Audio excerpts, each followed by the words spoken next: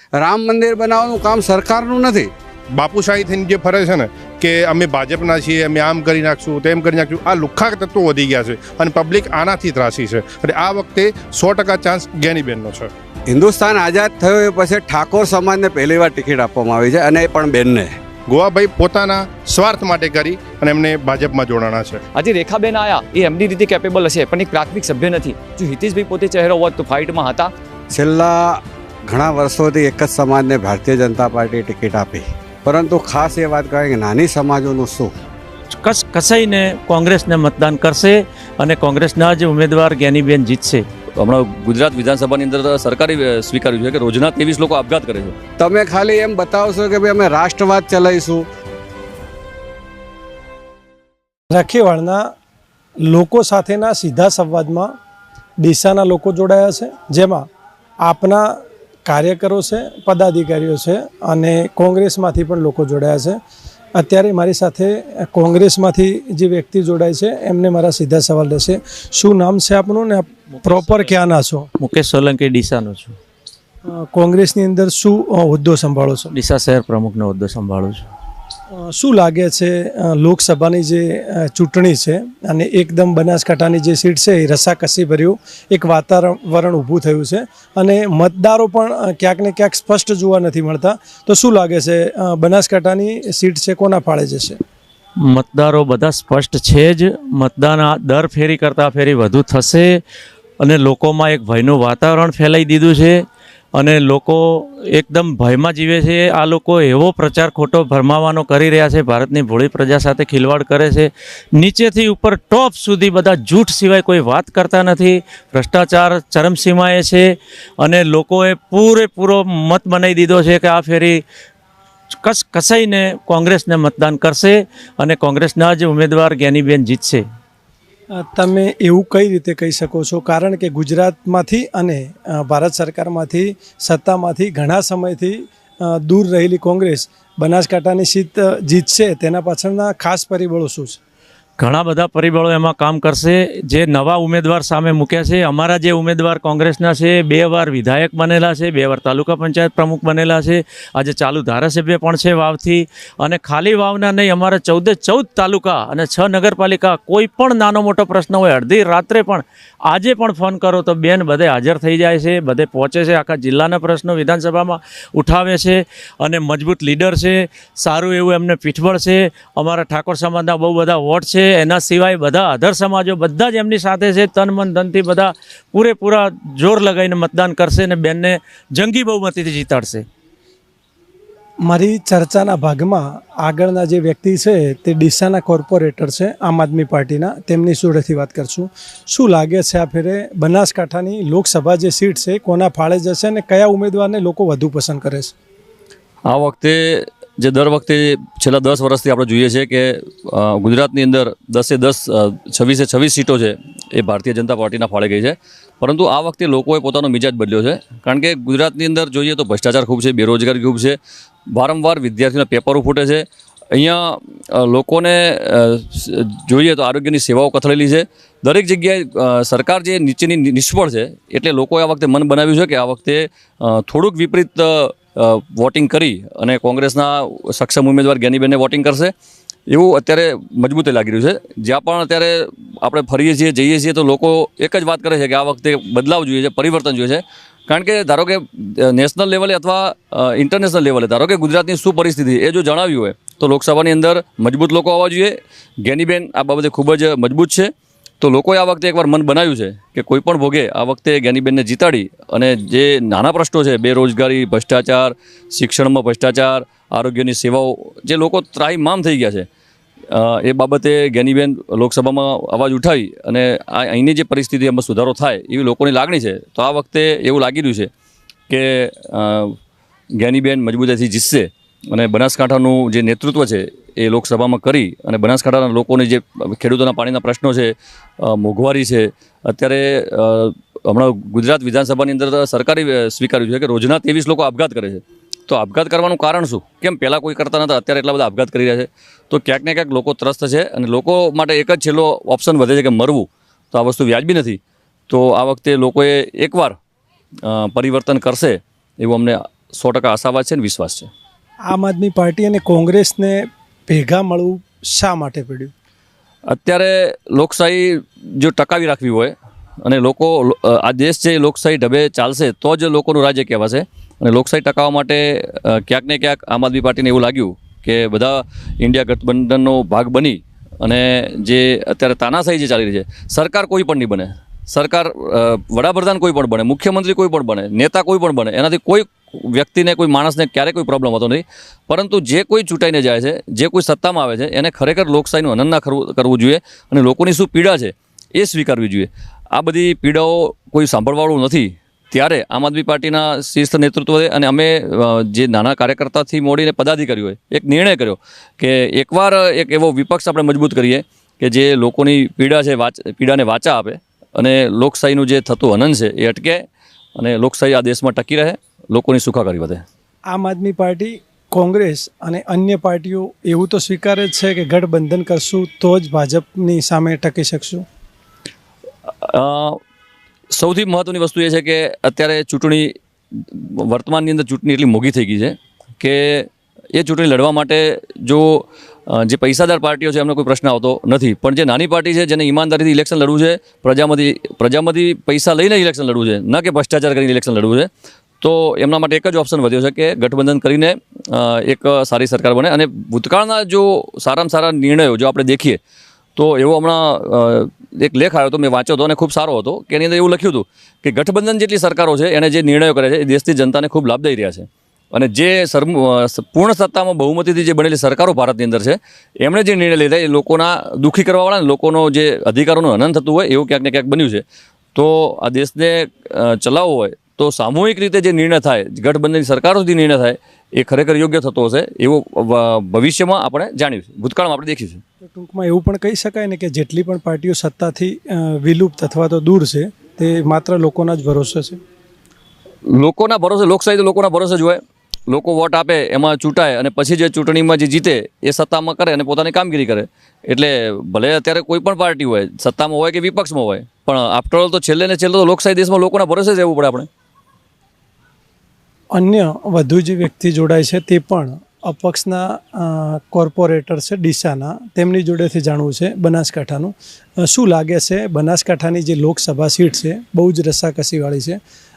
ચૌધરી સમાજ અને ઠાકોર સમાજ જે બનાસકાંઠાની અંદર મતદાનની દ્રષ્ટિએ સૌથી મોટા સમાજ છે. શું લાગે છે જાતિવાદનું સમીકરણ કેટલું ચાલશે? પહેલાં તો હું મારો પરિચય આપું. હું બનાસ મર્ચન્ટ એસોસિએશનનો પ્રમુખ છું. વેપારી એસોસિએશનની સાથે 10 વર્ષથી જોડાયેલો છું. ખાસ તો એ વાત કરવાની કે આપણે જે વાત કરી ચૌધરી સમાજ અને ઠાકોર સમાજ, છેલ્લા ઘણા વર્ષોથી એક જ સમાજને ભારતીય જનતા પાર્ટી ટિકિટ આપી. એનાથી બી વાંધો નથી, ભાઈ જે સક્ષમ હોય એને ટિકિટ આપવી જોઈએ. પરંતુ ખાસ એ વાત કહેવાય કે નાની સમાજોનું શું? નાની સમાજો જે એકત્રિત થઈ અને દર વખતે વોટ આપે છે અને નાની સમાજોમાં બી કાબિલ માણસો છે. કાબિલિયત ખાલી સમાજ દેખીને ના કરવી જોઈએ, એક એ મહત્ત્વની વાત છે. બીજી વાત એવી છે કે જ્યારે આપણે જાણીએ છીએ કે છેલ્લા 10 વર્ષમાં આપણી પાસે 2 મોટા નેતાઓ કરીને લોકોએ મેલ્યા. એમાં આપણા એક ગૃહમંત્રી રહ્યા MP હરિભાઈ ચૌધરી અને બીજા પરબતભાઈ. આજે ડીસા શહેરમાં આપણે નીકળો ને, એમનો ફોટો લઈને નીકળો તો આપણે 100 જણને પૂછીએ તો એમાંથી 10 જણ બી એવું નહીં કે આ હરિભાઈને હું ઓળખું છું. પહેલો પ્રશ્ન એ છે કે આ પરબતભાઈને ઓળખું છું. બીજી ખાસ વાત એ છે કે આપણે આ છેલ્લા 5 વર્ષમાં બહુ ભયંકર મહામારી, આખી દુનિયા મહામારીમાં પીડાતી હતી. ને પીડાતી હતી એ મહામારીમાં જ્યારે સરકારને અને સરકારના નુમાઇંદાઓની જ્યારે જરૂરિયાત હતી ત્યારે માત્ર ખાલી કર્મચારીઓ, અધિકારીઓ અને સ્વયંસેવકો એ જ બહાર નીકળેલા. ભારતીય જનતા પાર્ટીનો કોઈ વ્યક્તિ બહાર નહોતો નીકળતો. એ લોકોને ડર હતી કે કોરોના અમને ભરખી જશે. અને આપણે જાણીએ છીએ કે રેડમિશનના ઇન્જેક્શનની વાત કરીએ તો જો કમલમમાંથી કાળા બજાર થયા હોય અને એ વખતે જેના વડીલો, જે લોકોના સ્નેહીઓ, જે લોકોના બાળકો આ કોરોના મહામારીમાં ભરખી ગયો કોરોના, એ લોકોને યાદ કરવો જોઈએ કે એ વખતે અમે લાઇનમાં 4-4, 5-5 દિવસ રેડમિશનના ઇન્જેક્શન માટે ઊભા રહ્યા હતા. આજે પબ્લિકને ભૂલવાડવામાં આવી રહ્યું છે. માત્ર એ જ કહેવામાં આવે છે રામ મંદિર બનાવ્યું, પણ તમે કોરોનાને યાદ કરાવરાવો. તમે સિલિન્ડર જે ઓક્સિજનના હતા એ નહોતા મળતા, એમાંય તમારા જે મળતિયાઓ હતા, જે મોટા નેતાઓ હતા, મોટા વેપારીઓ હતા, મોટા ઘરના લોકો હતા, એ લોકો માટે એ વસ્તુ અવેલેબલ હતી. નાના જે ગરીબ અને મધ્યમ વર્ગના હતા એ લોકોને બહુ હાલાકી બી ભોગવવી પડી અને એમના સ્વજનોય ગુમાવવા પડે. એટલે મારું કહેવાનું માત્ર એટલું છે કે ભાઈ તમે ખાલી એમ બતાવશો કે ભાઈ અમે રાષ્ટ્રવાદ ચલાવીશું, અમે 370 હટાઈ, એ બરાબર છે, એ તમારું કામ હતું ને તમે કર્યું છે. રામ મંદિર બનાવવાનું કામ સરકારનું નથી. રામ મંદિર બનાવવાનું આપણો સનાતન ધર્મ છે. સનાતન ધર્મ હજારો વર્ષથી ચાલ્યો આવ્યો છે. તમે ના બનાવ્યું તો સનાતન ધર્મ બનાવવાનું જ હતું. એ રામ મંદિર કોર્ટે ડિસિઝન આ લીધું ને એ સનાતન ધર્મ બનાવવાનો હતો. એમાં રામ મંદિર અમે બનાવ્યું, અમે રામને લાયા, આ બધી વાતો કરવાનો કોઈ જગ્યા નથી. જ્યારે રામ મંદિર બન્યું એને પરિપૂર્ણ બનાવવાની જરૂર હતી, એને શિખર બંધ કરવાની જરૂર હતી, ત્યારે આપણા 4 જે મોટા શંકરાચાર્યો છે એ લોકોએ કીધું કે ભાઈ હજી અધૂરું રામ મંદિર હોય તો એની પ્રતિષ્ઠા ના થાય. પણ આ ભાઈઓને તો કેવું હતું કે અમારે તો રામ મંદિરના નામે વોટ લેવાના. એટલે આ આવનાર સમયમાં જ્યારે આ બધા પ્રશ્ન આવે છે ત્યારે પબ્લિકે જાગવું પડશે કે અમે રેડમિશનના ઇન્જેક્શનની લાઇનમાં ઊભા રહેલા, અમને ઓક્સિજન નહોતો મળ્યો, અમને બેડ નહોતો મળતો, અમને પૂરી દવા નહોતી મળી. અને ખાસ તો એ વાત કે એ સમય એવો એટલો ખરાબ હતો કે જ્યારે એક ખાલી નાનું અમે સિટી સ્કેન કરાવવા જાઓ તો બી ડૉક્ટરો લૂંટતા હતા. તમે બ્લડના રિપોર્ટો આલવા જાઓ તોય ડૉક્ટરો લૂંટતા હતા. અને એ હું બધા ડૉક્ટરોની વાત નથી કરતો, જે 10-15% ડૉક્ટરો તો આજ કરોડપતિ થઈ ગયા. આ ડીસા શહેરની જ વાત કરું છું. આજુબાજુના સેન્ટરોમાં તો તમે દેખો લોકો રોડ ઉપર ખાટલા ઢાળીને પડ્યા હતા. આજે મને એ વાત યાદ કરું છું, હું વેપારી એસોસિએશન પ્રમુખ હતો, હું રાત દિવસ ફરતો હતો અને કોઈ દિવસ મેં કલેક્ટર આપણે અહીંયાના એસડીએમ સાહેબ હતા, એમની સાથે મેં ખભે ખભો મિલાઈને કામ કર્યું છે. અહીંયાના ડીવાયએસપી ઓઝા સાહેબ હતા, એમની સાથે મેં ખભે ખભો મિલાઈને કામ કર્યું. લોકો ચાલતા જતા હતા, એમને અમે સેવા આપી છે. પણ ત્યારે ક્યારેય બી કોઈ ભારતીય જનતા પાર્ટીના નેતાએ આવ્યા નથી. પરબતભાઈ પટેલ ક્યાં હતા એ દિવસ એ કોઈને ખબર નથી.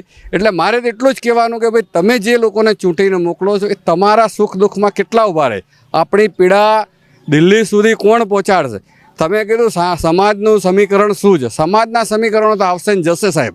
સમાજ તો બધા સમાજોમાં નેતાઓ છે, નાના સમાજોમાં બી નેતા છે. હું પોતે મોદી છું, પણ મને એવું લાગે છે કે આ દેશને બચાવવો હોય તો લોકશાહીને બચાવવી પડશે, બંધારણને બચાવવું પડશે. આજે તમે કાયમ દેખો ભારતીય જનતા પાર્ટીના નેતાઓ એમ કહે કે અમારી સરકાર બનશે તો બંધારણ બદલી કાઢીશું, અમારી સરકાર બનશે તો આરક્ષણ ખતમ. અહીંયા મારે તમારી એક વાત કાપી છે. તમે જ્યારે કહો છો કે તમે મોદી સમાજમાંથી આવો છો અને તમે આગળ ચર્ચા દરમિયાન એવું પણ બોલ્યા છો કે ભારતીય જનતા પાર્ટી એ નાના સમાજોને પ્રાધાન્ય નથી આપતી અને જાતિવાદની વાતમાં નથી માનતી અથવા તો માને છે, તમારી ભાષામાં જે પણ તમે મોદી સમાજની વાત કરો છો તો દેશના જે વડાપ્રધાન છે એ પણ ભારતીય જનતા પાર્ટીના છે, એ પણ તો ખૂબ નાનો સમાજ છે. તો પછી ભારતીય જનતા પાર્ટીના તો તે મુખ્ય ચહેરો અને દેશના પ્રધાન છે. શું કહેશો એ બાબત? તમારી વાત 100% સાચી. તમે જે કીધું કે મોદી સાહેબ છે એ નાના સમાજના જ છે, હું બી માનું છું એ નાના સમાજના છે. પરંતુ તમે દેખો કે આજે મોદી સાહેબ સિવાય તમે આ ડીસા ગુજરાતની 26 સીટોમાં માર્ક કરો, ભારતીય જનતા પાર્ટીએ કયા નાના સમાજને ટિકિટ આપી, કયા નાના સમાજને જીતાડવા માટેની કોશિશ કરી, કયા નાના સમાજને આગળ લઈ જવાની વાત કરી. આજે તમે દેખો કોઈ પણ જગ્યાએ જઈએ તો મોટો સમાજ હોય, પટેલ સમાજ હોય, આપણે કોઈ સમાજથી વેર નથી. સમાજ બધા સમાજોથી એક વસ્તુ, એક સમાજ બધા ભેગા થશે તો આ લોકશાહી બચશે. પરંતુ નાના સમાજમાં જે ઇન્ટેલિજન્ટ હોય, હોશિયાર હોય, મોદી સાહેબ 100% હોશિયાર હતા એટલે એમને એમની જગ્યા કરી કાઢી છે. હું હોશિયાર છું કે નથી એ મારો પ્રશ્ન છે, પરંતુ હું આજે 30 વર્ષથી કોંગ્રેસમાં કામ કરી રહ્યો છું. મને ખ્યાલ છે કે હું નાના સમાજથી છું, મને નથી જગ્યા મળતી તો નથી મળતી. એ જગ્યા લેવા માટે મારે મારી કોશિશ કરવી પડે. જો હું કાબેલ હોઈશ તો 100% કોઈ પાર્ટી મને બોલાવશે. પરંતુ તમે જે જાતિવાદની જ વાત કરો છો, મારે એ જ વિષય ઉપર વધુ વાત કરવી છે. જાતિવાદની વાત કરીએ છીએ અને વોટ બેંકની વાત કરીએ તો જે રીતે ભારતીય જનતા પાર્ટીએ ચૌધરી ઉમેદવાર પસંદ કર્યા છે એ જ રીતે કોંગ્રેસે પણ તો મોટી મત બેંક ધરાવતા ઠાકોર સમાજના ઉમેદવારને જ પસંદ કર્યા છે. એ પણ તો સેમ વસ્તુ છે. શું કહેશો? તમારી વાત 100% સાચી. હિન્દુસ્તાન આઝાદ થયો એ પછી ઠાકોર સમાજને પહેલીવાર ટિકિટ આપવામાં આવી છે અને એ પણ બેનને.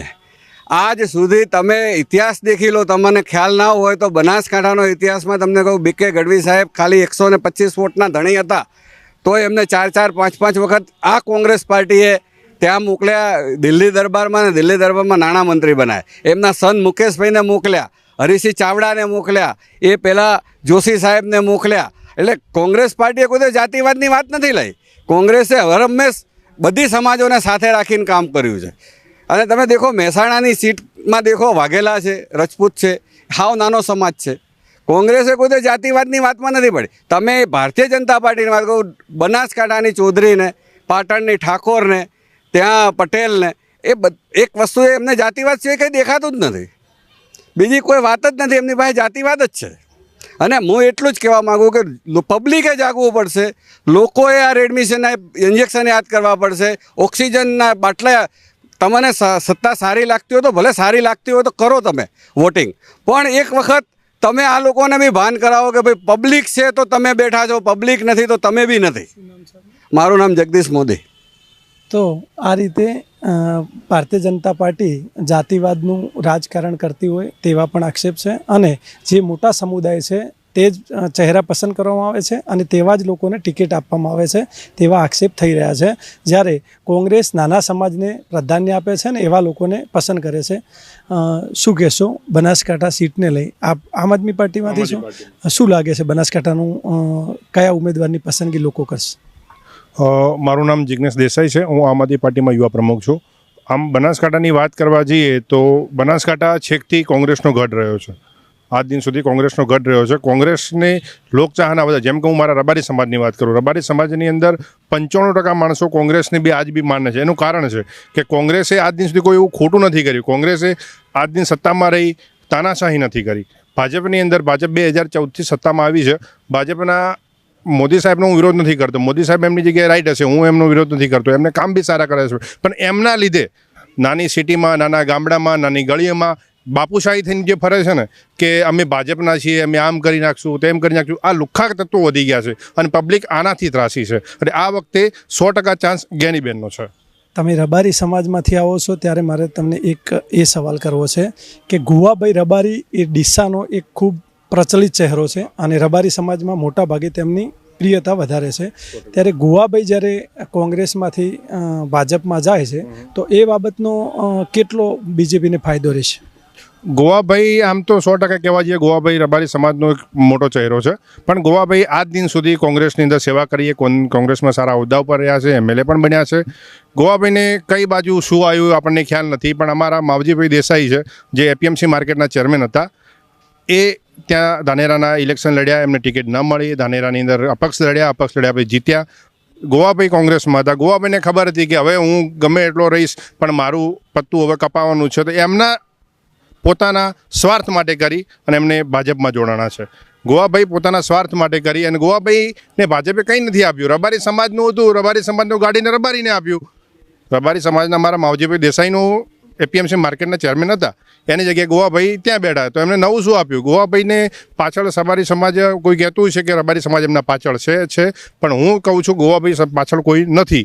કારણ કે રબારી આજ દિન ગોવાભાઈએ કોંગ્રેસ માટે વોટ માગ્યા, ભાજપના વિરોધ કર્યા અને એક જ દિવસમાં, એક જ રાતમાં ડીસાના એપીએમસી માર્કેટના ચેરમેન બની અને કોંગ્રેસને જેમ તેમ બોલવા લાગ્યા. તો એમની આ બેવડી રાજનીતિ નહીં ચાલે આ વખતે. માવજીભાઈની જે વાત કરો છો તો માવજીભાઈ બીજેપીમાંથી જ હતા અને ટિકિટ ના મળ્યા પછી તેઓ અપક્ષ લડ્યા પછી પણ તેમને ક્યાંક ને ક્યાંક ભાજપમાં જ જવું પડ્યું ને એ જ પસંદ હતું અને તે અત્યારે પણ છે. તો આ બંને રબારી સમાજના નેતાઓ છે તો એનાથી કોંગ્રેસને નુકસાન તો થશે ના. એનો હું તમને વાત કરું કે માવજીભાઈ દેસાઈ ઇલેક્શન લડવા માટે એમને ટિકિટ માગેલી, પણ એમને ટિકિટ આપેલી નહીં. ત્યારે માવજીભાઈએ ઉમેદવારી અપક્ષમાં નોંધાવી, ત્યારે ઠાકોર સમાજે હાઈએસ્ટ સપોર્ટ આપ્યો હતો અને રબારી સમાજે સપોર્ટ આપ્યો હતો અને નાના જે જાતિ સમીકરણ છે એમને સપોર્ટ આપ્યો હતો. પણ માવજીભાઈ છેકથી ભાજપમાં રહેલા છે અને આ તો બધાને ખ્યાલ છે, મારે કહેવાની જરૂર નથી કે ભાજપની અંદર તમે રહ્યા હો અને તમે એના વિરોધમાં જાઓ તો તમારે અહીંયા ઈડી પડે, તમારે ત્યાં ફરિયાદો થાય, તમારે ઘર છોડવું પડે, તમારે દેશ છોડવો પડે, આ બધું થાય છે. માવજીભાઈ ડરીને જઈ રહ્યા છે. માવજીભાઈનું આજ બી કોંગ્રેસની અંદર માવજીભાઈના મતલબ કે ભાજપમાં માવજીભાઈ અત્યારે સપોર્ટ કરી રહ્યા છે, પણ એમનાથી કોઈ ફરક નહીં પડે. રબારી સમાજ કોઈક અન્ય સમાજો છે, ઠાકોર સમાજો છે, એ કોંગ્રેસને આ વખતે મત આપશે. એનું કારણ છે. મારો છેલ્લો સવાલ છે આપને, ડીસા આજુબાજુના ગામડાઓના રબારી સમાજનું મારે એક સ્ટેન્ડ જાણવું છે કે રબારી સમાજ સૌથી વધુ કઈ પાર્ટી તરફ ઝુકાવ કરશે? આમ વાત કરીએ તો રબારી સમાજ હાઈએસ્ટ કોંગ્રેસ બાજુ જશે. એનું કારણ છે કે અમારા દાદાઓ છે, જેમ કે હું મારા ફાધરની વાત કરું, મારા દાદાની વાત કરું, છેકથી કોંગ્રેસ છે. અમારા રબારી સમાજ છેકથી કોંગ્રેસની અંદર માનતો આવ્યો છે. કેમ? એનું કારણ કે કોંગ્રેસે આજ બી અમારા વડીલો અમને એવું કહે છે કે કોંગ્રેસે આજ દિન બી ખોટું નથી કર્યું. કોંગ્રેસે કોઈ દિવસ ટૂંકમાં બંને જે તમારા રાજ્ય સામાજિક જે આગેવાનો છે એમનાથી સમાજમાં કોઈ મોટો ફરક નહીં પડે એવું કહો છો? નથી. અમારા બંને સામાજિક આગેવાનો છે, એનાથી કોંગ્રેસમાં મતલબ ભાજપમાં જતા રહેશે. આજ દિન સુધી અમે કોંગ્રેસમાં વોટ વાગ્યા છે અને સમાજ ભાજપને વોટ નથી આપવાની, કોંગ્રેસને જ આપવાની છે. તો આ રીતે ગોવાભાઈ અને માવજીભાઈ બંને જણના ભાજપમાં રહેવાથી રબારી સમાજ મોટા ભાગે કોંગ્રેસ તરફ ઝૂકશે એવું કહેવાનું થાય છે. એટલે કે એ બે નેતાઓથી સમાજને કોઈ ફરક નથી પડતો. શું કહેશો બનાસકાંઠા લોકસભા સીટને લઈને અત્યારે શું પરિસ્થિતિ છે? બનાસકાંઠા લોકસભા સીટને લઈને મારું તો એવું જ કહેવું છે કે એક મકા જે છે એક ખાલી એક જાતિ અને એક ફેક્ટરવાળું કામ છે, ને એક મકા સર્વ જાતિ સર્વ ધર્મ સર્વ સમાજવાળા લોકોનું કામ છે. એટલે અહીંયા તો એવું છે કે બનાસકાંઠામાં એક જ પર્ટિક્યુલર જાતિ છે, બધું એમના જ પાસે જાય છે, અને બીજી સમાજ, બીજી જાતિ, બીજા ધર્મના લોકોને કશું જ મળતું નથી. એટલે મારો ઇશારો તમે સમજી શકો છો કે હું ઓછા શબ્દમાં ઘણું શબ્દ કહી રહ્યો છું. એટલે સર્વ સમાજ, સર્વ ધર્મ, સર્વ જાતિ લોકો ચોક્કસ કોંગ્રેસને ગેનીબેનને સપોર્ટ કરશે તેવું મારું માનવું છે. તમારો ઇશારો મારે લોકો વચ્ચે સ્પષ્ટ રીતે મૂકવો છે. ઇશારો નથી રાખવો. તમે જે વાત કરો છો તો ભારતીય જનતા પાર્ટીમાં નાના લોકોને પણ સ્થાન મળ્યું છે. નાના લોકોને સ્થાન મળ્યું છે, વાત ચોક્કસ છે. પણ જે મલાઈદાર ક્રીમદાર પોસ્ટો છે, પર્ટિક્યુલર જોણ કે જાણે દેખી લો એપીએમસીના બનાસકાંઠા 7 થી 8 એપીએમસીઓ છે, એના અંદર લગભગ 6 કે 5 એપીએમસીમાં એક જ જાતિના પર્ટિક્યુલર ચૌધરી સમાજના જ વ્યક્તિઓને બનાવવામાં આવ્યા છે.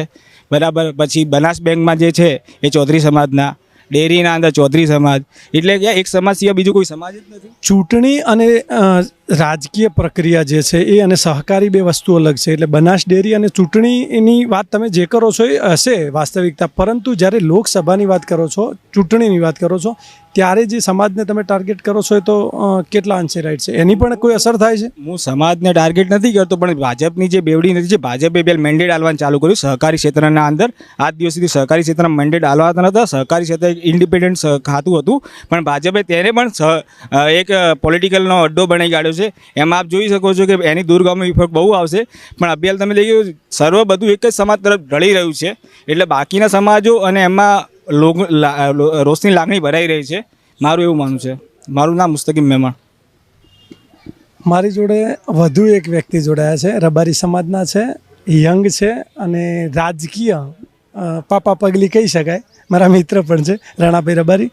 રખેવાળમાં તમારું સ્વાગત છે. Thank you Pravinbhai. શું લાગે છે બનાસકાંઠાની સીટને લઈ એકદમ દિલચસ્પ બનેલી બનાસકાંઠાની સીટ એ કોના ફાળે જશે? તમને બી ખ્યાલ છે, મારા ફાધર કોંગ્રેસના માજી આરોગ્ય ચેરમેન રહી ચૂક્યા છે અને મારું બેકગ્રાઉન્ડ પહેલાંથી કોંગ્રેસમાં છે. એટલે આજે હું એ બેકગ્રાઉન્ડના હિસાબથી હું વાત નહીં કરું, પરંતુ આજનું એક સમીકરણ છે કે કોઈ જાતિવાદની રાજનીતિ આ વખતની નથી. 2014માં ખુદ અમે મોદી સાહેબને એક ચાન્સ આપવા, કેમ કે પરિવર્તન સંસારનો નિયમ છે, કેમ કે આ સ્ટેજ છે એ મીડિયા છે અને હું ખુલ્લું ચેલેન્જ છું. 2014માં મેં ખુદ મોદી સાહેબને આપ્યું હતું. પણ રીઝન છે કે 2014માં જે સ્માર્ટ સિટી છે, 15 લાખ છે, આ બધા વાયદા જે છે એ પોકળ સાબિત થયા. એના પછીનો મુદ્દો હતો એમનો હિન્દુત્વની વાત કરીએ તો એમને રામ મંદિર બનાવ્યું, 370ની કલમ હટાવી. ચલો 370ની કલમ દેશ માટે જરૂરી હતી, જે હર એક વ્યક્તિને લાગુ પડતી હોય. જ્યારે દેશમાં જ્યારે પણ વિકાસ થતો હોય ત્યારે હર એક વ્યક્તિને લાગુ પડતો હોય, જે સર્વ સમાજ. જ્યારે વડાપ્રધાન છે એ આપણા બધાના વડાપ્રધાન છે, કોઈ સિમ્બોલ ઉપર નથી, પણ જ્યારે વડાપ્રધાન બને છે ત્યારે બધાના છે. રામ મંદિર બનાવ્યું આપણો ધર્મ છે, આપણા માટે બી લાગણીનો છે કે ચલો ઠીક છે. પરંતુ આ વખતની જે ચૂંટણી છે એ જે દાવાઓ જે જૂઠા સાબિત થયા છે એના વિરુદ્ધની છે. હમણાં વાત તમે થઈ કે જાતિવાદનો રીઝન નથી. જે પણ કોઈ નુકસાન થશે, સમજી લો કે આજે 2 મોટી જ્ઞાતિઓમાંથી ટિકિટો મળી છે. સામે રેખાબેન ચૌધરી છે, સામે ઠાકોર સમાજ છે. આ વખતનું જાતિ સમીકરણના આધાર ઉપર ટિકિટ એટલા માટે વિતરણ કરવામાં આવી. તમને બી આગે જગદીશભાઈ વાત કરી કે નાની કોમમાંથી જેવી શાહ સાહેબ હતા, જોશી સાહેબ હતા, બીકે ગઢવી સાહેબ હતા, 6 વખત આવ્યા છે. એટલે જાતિની વાત જે છે એ કોંગ્રેસે ક્યારેય કર્યો નથી. પરંતુ આ વખતે જાતિ સમીકરણના આધાર ઉપર ટિકિટ ગેનીબેનને આપવાનું કારણ હતું કે મજબૂત જ્યાં સુધી પાસું નહીં હોય ત્યાં સુધી લોકોને ચૂંટવો છે. પણ લોકો આ વખતે એવા જાગૃત થયા છે કે લોકોમાં એવી ઉમદા છાપ ઊભી થઈ છે કે વ્યક્તિ જે છે એ આપણો અવાજ લોકસભા સુધી પહોંચાડી શકે. આજે રેખાબેન આવ્યા, એ એમની રીતે કેપેબલ હશે, પણ એક પ્રાથમિક સભ્ય નથી. આ તમને મીડિયા દ્વારા તમને કહી દઉં, હિતેશભાઈએ કામ કર્યું છે, હિતેશભાઈ એમના ABVPમાંથી કામ કર્યું છે, પરંતુ જો હિતેશભાઈ પોતે ચહેરો હોત તો ફાઇટમાં હતા.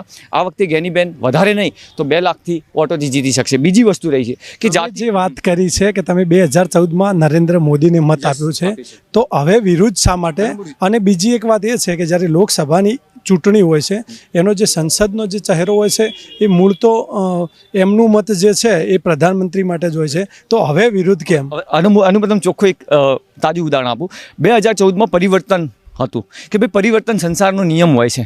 જ્યારે પણ પરિવર્તન 27 વર્ષથી અહીંયા થાય, એક બી ડેમ બતાવો, જો એક બી ડેમ જે કોંગ્રેસ સરકારે બનાવ્યો એવો એક બી ડેમ બતાવો. એવી તમે એમ કહો છો કે મોદી સાહેબ જ્યારે ભાષણ કરતા હોય છે ત્યારે એમ કહેતા હોય છે કે 3 મિનિટે અમે IIT બનાવીએ છીએ, IIM બનાવીએ છીએ. જૂઠી સિવાય કોઈ નથી. જો સાચો પ્રતિનિધિ હોય તો કોઈ પક્ષને નાતે નહીં, પણ હર એક વ્યક્તિના, ચાહે કેજરીવાલ સાહેબ હોય, ચાહે કોઈ બી પાર્ટીનો હોય, સાહેબ તમે પોતે ભાષણ સાંભળો, તમને ચોખ્ખી ભાષણમાં જૂઠ સાબિત થાય. તમે સ્માર્ટ સિટીઓ 100 સ્માર્ટ સિટીઓ કહે છે, સાહેબ 2014માં 55 લાખ કરોડ રૂપિયા દેવું હતું, સમજી લો. તો આજે 2,05,000 કરોડ દેવું છે. સાહેબ તમે વિકાસ કર્યો તો એવો ડેમ નથી, IIT નથી, IIM. હવે ચલો ગણ્યા ગોઠ્યા 8 વર્ષમાં એક IIM બની ગયું, એનું ઠીક છે. આજે પાણીનો પ્રશ્ન છે. આજે પાણીના પ્રશ્ન માટે એમ કહે છે કે પાણી, ચલો અમુક છે અમને વાત કરીએ છીએ, પણ તમે ભ્રષ્ટાચાર જુઓ. તમે ભ્રષ્ટાચાર થતો તો આજે ભ્રષ્ટાચાર જ્યાં થાય છે ને ત્યાં પછી ભ્રષ્ટાચાર સિવાય વાત નથી. કોઈને તમે દબાવવાની વાત કરો કે ભાઈ આ કામ કરવું છે તો એમ કહે છે કે ભાઈ જાઓ તમારાથી જે ફૂટે એ ફૂટી લો. બનાસકાંઠાની અંદર જે લોકસભા સીટ છે એના ઉમેદવાર જ્ઞાનીબેન ઠાકોર છે અને એ જીત્યા છે 2 લાખની લીડથી, એવું તમે જણાવો છો. તો એવું કયું કારણ છે કે જેના લીધે બનાસકાંઠાના જે લોકો છે એ જ્ઞાનીબેનને પસંદ કરશે ને એમને જીતાડશે? હું તાજું ઉદાહરણ આપું.